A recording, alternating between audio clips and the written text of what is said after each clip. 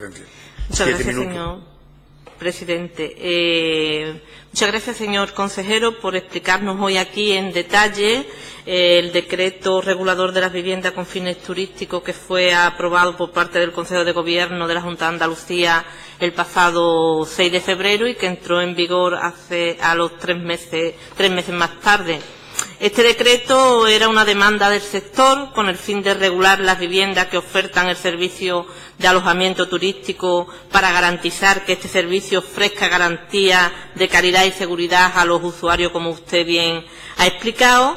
Y además este decreto va a facilitar el tener un censo de viviendas turísticas en Andalucía, algo que no tenemos, y de esta forma evitar la clandestinidad y, como no, las competencias desleales en la actividad turística. En definitiva, y como usted también ha hecho mención, intentar acabar con el fraude.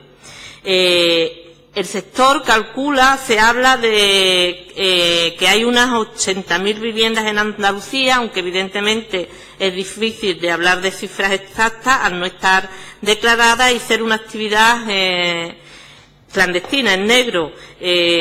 Sobre el decreto en sí, pensamos que ha creado confusión entre los propios propietarios de las viviendas turísticas, ya que establece la obligatoriedad de estas viviendas de apuntarse en el registro de turismo de Andalucía para seguir operando, pero para conseguir esta inscripción es necesario una serie de documentos que en muchas ocasiones es bastante complicado lograr por los propios propietarios que quieren cumplir con la legalidad, pero la burocracia en ocasiones se lo impide.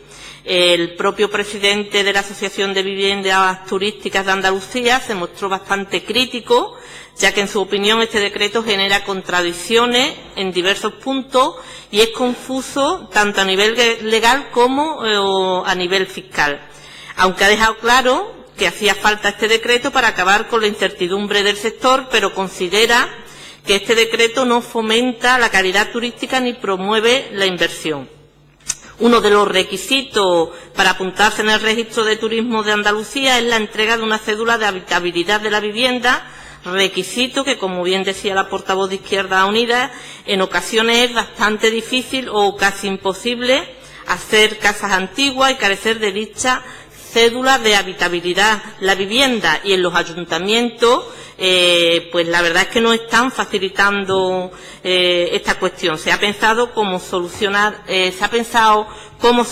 esta cuestión, ya que, como decían, no son propietarios que quieran hacer un negocio clandestino, todo lo contrario, pero se encuentran con este problema. Cómo desde la consejería se piensa dar solución a estos propietarios. Muchas de las viviendas de las que se ofrecen como viviendas turísticas en Andalucía se hacen como consecuencia de la crisis y del paro, ya que muchas personas que han perdido su empleo han visto cómo, alquilando sus viviendas o habitaciones, pueden conseguir una entrada extra. Si para poder inscribir estas viviendas y al carecer de cédula de habitabilidad tienen que acudir a un arquitecto, va a ser impedimento más a la regulación de estas viviendas. Porque, como usted bien sabe, señor consejero, no todas las viviendas turísticas en Andalucía tienen la misma situación.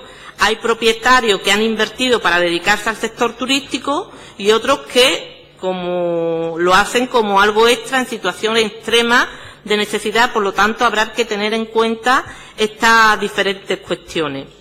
Los empresarios hoteleros y departamentos turísticos han sido uno de los que han pedido la regulación de este tipo de viviendas, pero con una serie de condiciones y obligaciones que en ocasiones no tienen en consideración este tipo de viviendas turísticas al querer exigirle los mismos requisitos que a un gran hotel. Y está claro que con este decreto, como se ha dicho, ya tiene como objetivo evitar el fraude, la clandestinidad y la competencia desleal, además de garantizar los derechos de los usuarios. Una de las cuestiones que ponían sobre la mesa las grandes cadenas hoteleras era la competencia desleal que tenían este tipo de viviendas, que no tenían los costes, por ejemplo, en limpieza que soportaban estos hoteles. Desde luego habría que garantizar también que se respeten los derechos laborales en el sector turístico, porque claro que es importante evitar el fraude y la clandestinidad y la competencia desleal, pero también es muy importante evitar la explotación laboral que sufren miles de trabajadoras en el sector.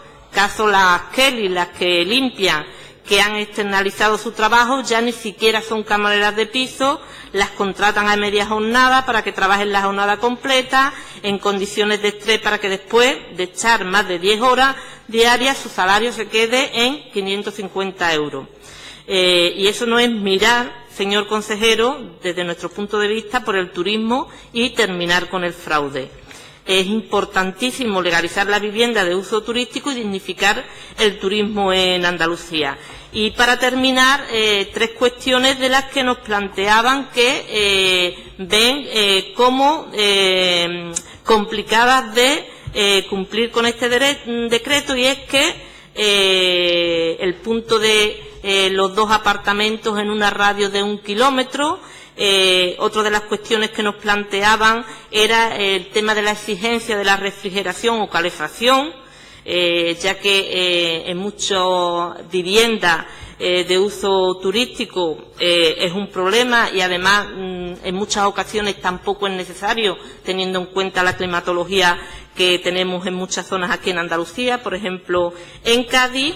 Y otra de las cuestiones que nos planteaban era la limitación de plazas, de 6 plazas por habitaciones, que también puede ser un problema para cumplir con este decreto. Muchas gracias. Gracias, señora García Bueno. Tiene la palabra ahora la portavoz del Grupo Socialista por un tiempo de 7 minutos, señora Bustinduy.